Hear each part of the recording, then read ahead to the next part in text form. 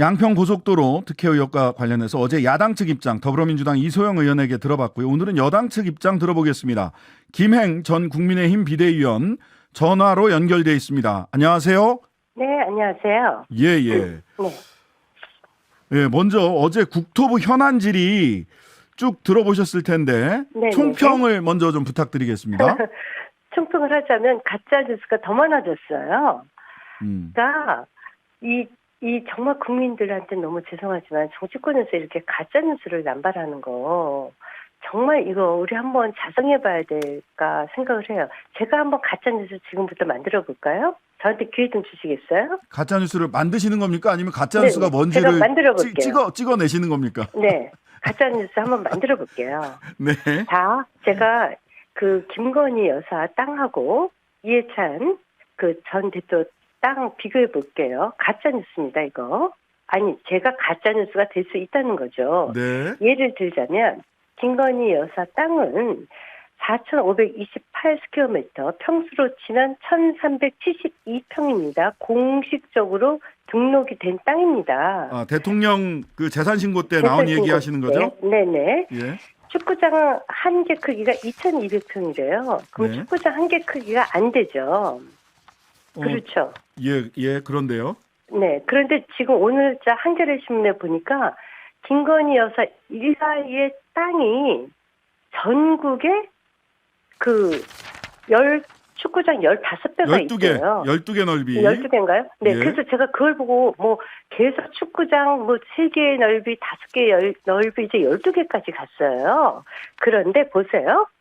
저도 공직했거든요. 네. 그때 공직재산 등록했습니다. 네. 그때 저희 남편하고 저하고 저희 딸이 갖고 있는 주식 백지 신탁했습니다. 예. 그렇게만 제가 공직에 갈 때 등록하는 재산이고 우리 가족의 재산이에요. 네. 그런데 축구장 12배 넓이, 축구장 5개 넓이는요. 네. 김건희 여사 엄마와 나머지 형제들. 예, 형제들, 언니도 있고 오빠도 언니, 있으니까. 오빠 다 합친 재산. 오늘 축구장 12개 넓이는요. 김건희 여사의 오빠, 언니의 조카의 배우자까지 다 해서 축구장 12개 넓이래요. 아니, 그러면 지금 우리 신장식 선생님, 네. 그 형이나 이런 분들 재산이, 그 조카들 재산이 우리 신 선생님 재산이에요? 아, 저는 아직 재산을 가질 만한 조카가 없습니다. 네네. 아니, 이렇게 따지는 건 아니죠. 아니, 여기 그래서 한겨레 신문에서는 처가 일가라고 해서 이제 일가라고 하는 것을 분명히 네. 밝혔습니다. 네, 밝혔습니다. 그런데 저도 알아요. 처가 일가 전체로 다 이렇게 민주당 의원들 다 이렇게 얘기를 하는데 그게 3배, 5배. 그 일가의 범위도 정확하지도 않아요. 그러면 기본적으로 윤석열 대통령과 김건희 여사 그리고 자식이 없으니까 두 분이 공식적으로 등록한 것이 그분들의 재산이죠. 그것이 상식 아닙니까? 이건 축구장 한 개 넓이도 안 돼요. 전 축구장 한 개 넓이가 엄청나게 넓은 줄 알았어요.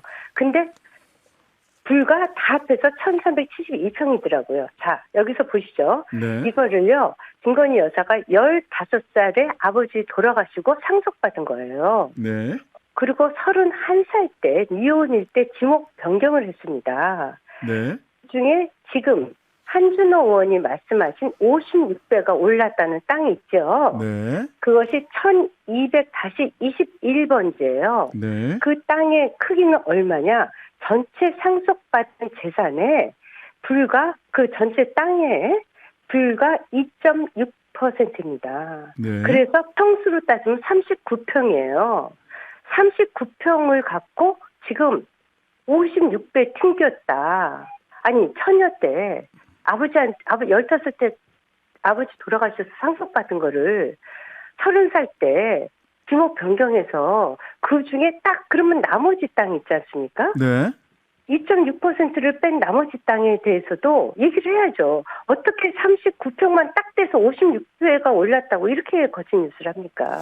그러면 거꾸로 할까요? 제가 죄송합니다. 거꾸로 할게요. 네. 저 이해찬 총리가 절대로 부정부패하지 않았다고 생각해요. 네.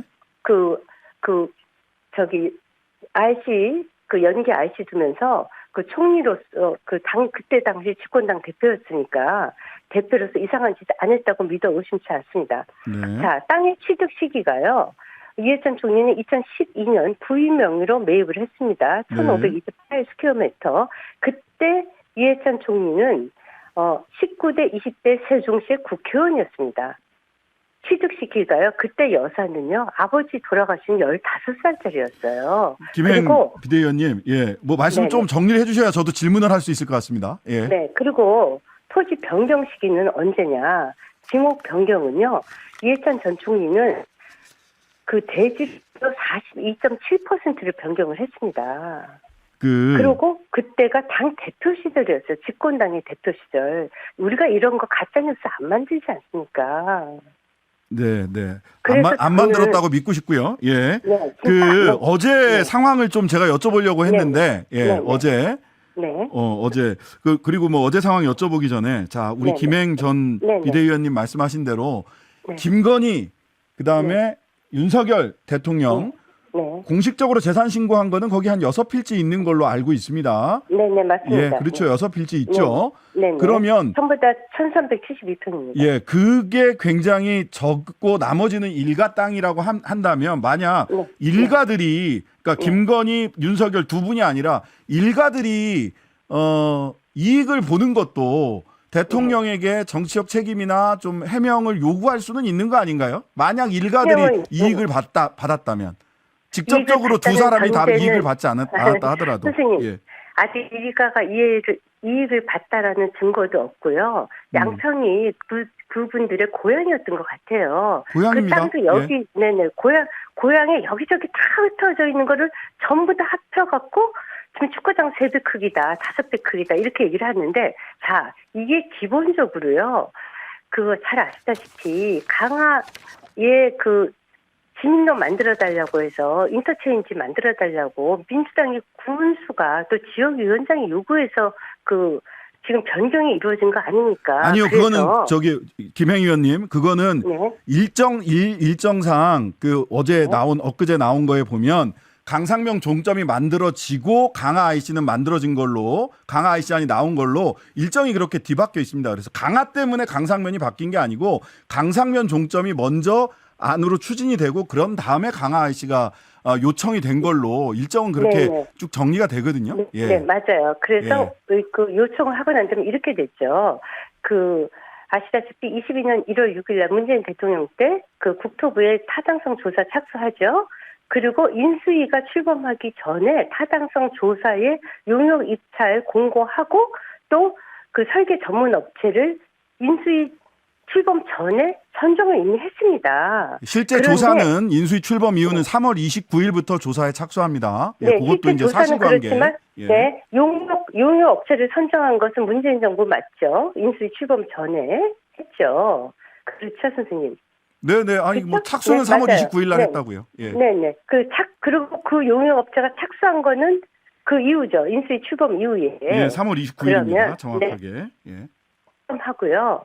바로 원희룡 장관 취임하고 3일 만에 보고를 했는데 그때 3개 안 중에 주민 공청회를 할 예정이었어요. 3개 안을 갖고 그 와중에 갑자기 7월 9일 날 최재관 민주당의 지역위원장과 강덕구 의원 그리고 정동근 군수가 기자회견을 하면서 김건희 특혜다 이렇게 되는 바람에 여보세요. 그럼 3개의 안을 공청회를 좀 할 기회를 줬으면 얼마나 좋았겠어요? 그렇잖아요. 그 3개 안을 공청회 했으면 어느 걸로 정해진 것도 없었어요. 자. 그런데 그냥 김건희 리스크로 지금 끌고 간 거 아닙니까? 저는요. 네. 이게 답답한 게요. 자, 이제라도 이번에 이제 어저께 국토위 상임위에서 얘기했죠. 용역업체부터 참고인 진술도 듣자. 오늘 원희룡 장관이 그러셨어요. 민주당도 다 들어와라. 그래서 다 그쪽에서 원하는 업체를 데리고 들어와도 된다. 우리 타당성 조사해보자. 어느 안이 좋은지 확인해보자. 이렇게 얘기했고요. 국토부 상임위원회에서도 충분히 해결할 수 있는 문제를 그냥 기승전 국정조사 하자고 할 이유가 뭐가 있습니까? 아니요. 그러면 몇 가지만 어제 상임위원회에서 충분히 네. 다뤄졌는지 문제 의혹이 제기된 부분 몇 가지만 제가 여쭤볼게요. 네, 지금 네. 김행 네. 위원께 충분히 지금 본인 말씀하실 기회를 다 드린 것 같아서 네, 뭐 네. 궁금한 건 여쭤봐야 되잖아요. 심상정 의원 측이 월간 진도 보고서 요청했는데 원장관 없다고 했습니다. 네. 예, 진도 그거는 보고서 이렇게- 없다고 했는데 한준호 의원 이 자료 갖고 있었죠. 네, 갖고 있었죠. 자료가 그건 이렇게 몇 개 빠져 있거나 또는 미등록된 문서 수발 대장에 미등록된 공문서가 아니죠. 이렇게 되니까 한 20건 나오기도 했어요. 이 자료 맞습니다. 제공 충분히 네. 투명하게 했다. 이렇게 보십니까? 네, 그분에 관해서는 원장관이 사과도 했고 원장관이 이렇게 해명을 하셨죠. 월간 진도 보고서는 도면을 가지고 업체가 한 달에 한 번씩 와서 실무자들과 협의를 하는데 그 내용이 직접 제출된 것은 없다. 이렇게 얘기를 했어요. 근데 한준호 그런데 의원이 갖고 아마도- 있었잖아요. 보고서. 네, 그건 한준호 의원이 그 용역업체에 직접 요청을 했겠죠. 그래서 받았겠죠. 근데 본인들은 지금 갖고 있지 잠시만요. 않다는 거 아닙니까? 용역업체가 의원한테는 주는데 장관한테는 보고 안 했다. 역시 아니죠. 그건 아니죠. 보고를 그건 안 받았다라고 아니고, 보시는 아니죠. 거예요? 그건 예? 아니고요. 예. 이렇게 얘기를 했어요. 정확한 워딩을 제가 가르쳐 드릴게요. 예. 매달 가르쳐 한 주십시오. 번씩, 네. 용역업체가 매달 한 번씩 들어와서 그 지도를 가지고 들어와서 도면 다 갖고 들어와서 실무자 협의를 한다. 그래서 그 용역업체들이 근데 제출한 것은 없다. 이렇게 본인은 알고 있었더라고요. 근데 그런데 제 있잖아요. 말은 제출했잖아요. 그죠? 제출한 것이 없다는 것이 원장관의 말씀이고요. 그것을 그래서 실무자들 거를 일일이 다 내가 챙기지 못해서 죄송하다 이렇게 얘기를 했어요. 그런데 중요한 것은 이거예요. 지금은 이렇게 지역적인 것을 따질 것이 아니라 양평 고속도로 돌려면 정말 야당에서도요. 이번에 그 용역업체 문재인 대통령께서 선정한 용역업체 얘기도 좀 들으시고 원하시면 민주당에서도 대한민국이 고속도로 놓는데 세계에서 자. 아마 제일 잘하는 국가 거예요. 예. 그럼 누구든지 비대위원님. 데리고 들어와서 예, 네네. 전 비대위원님 또 질문을 네. 지금 정말 많이 있었는데 지금 딱 하나 네네. 제가 질문을 드렸고요. 네. 한 가지만 더 네. 질문 드리겠습니다. 네네.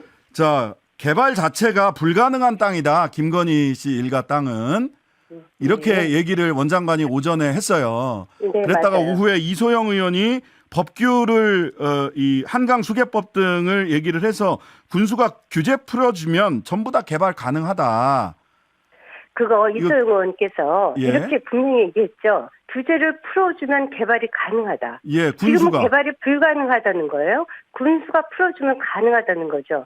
제가 이렇게 아니요. 전제를 오전에 달면요. 원장관은 법을 바꾸기 전에는 개발 불가능하다 얘기를 했어요. 그런데 민주당이 국회 다수당을 하고 있기 때문에 법이 바뀌겠냐.